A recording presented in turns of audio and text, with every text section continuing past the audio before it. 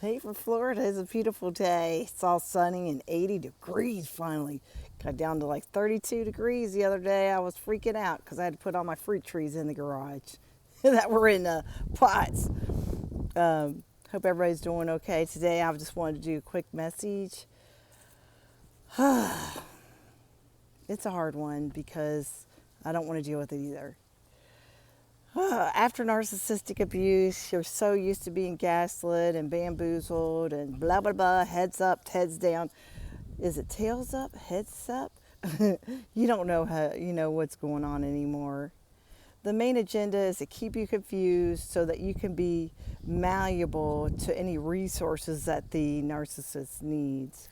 Whether they have to love bomb you again to get to that or, threaten you, gaslight you, do what they have to do so they can get their resources still and make you the lifeline. They play on your sympathy and empathy because they know you're a decent human being and that you want to help people, that you're there, that you've been helping them for ages. And when you finally cut them off, they still want to come back, and guess what? They still want you to be their lifeline and still help them. You have to remain no contact. You have to keep your boundaries up. It's hard because a lot of times you're just like, oh, I just want to help people, but you just can't. You can't help these soul-sucking individuals that want to take all of your resources. And if you're not aware of this, you could get yourself into some sticky situations with other people. They may owe other people money. And if they know you're involved, that you might get involved with that too.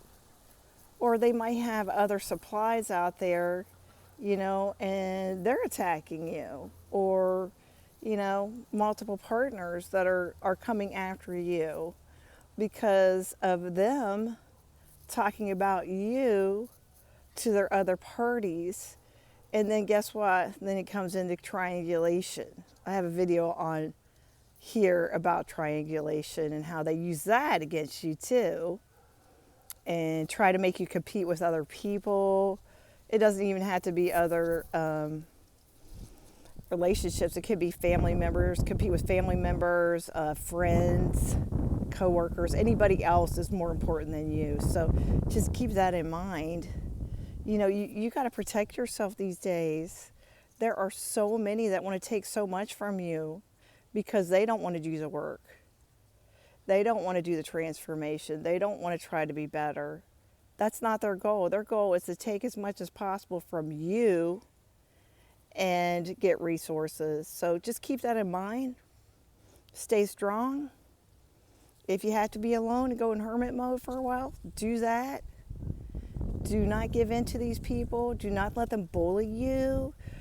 Not let them threaten you. Scare you, attack you in other forms. It's hard. They know what you are. They know you're a psychic empath. They know you're a decent human being.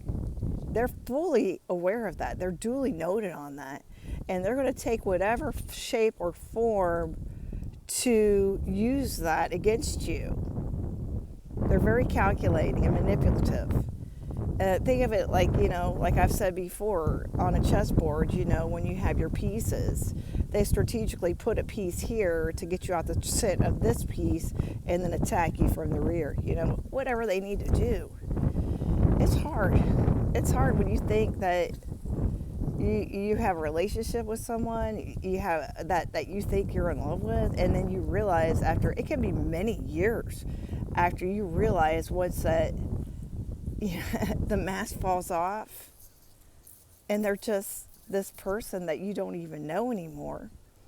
In reality, that's the person they really are. They just all along were showing you what they thought you wanted to see. They were mirroring you back. So basically they were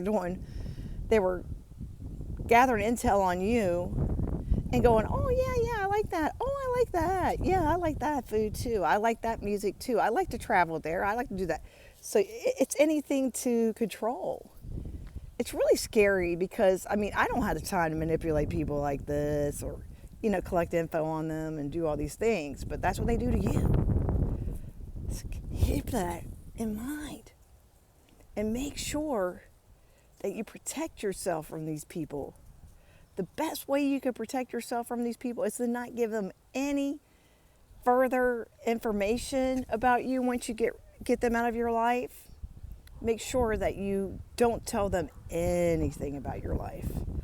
Gray rock them. If they keep harassing you, you might have to call in law enforcement for that to protect you. Get protective orders, restraining orders, whatever you need to do. These people will come back years later and harass you. They keep tabs on you. Just remember that.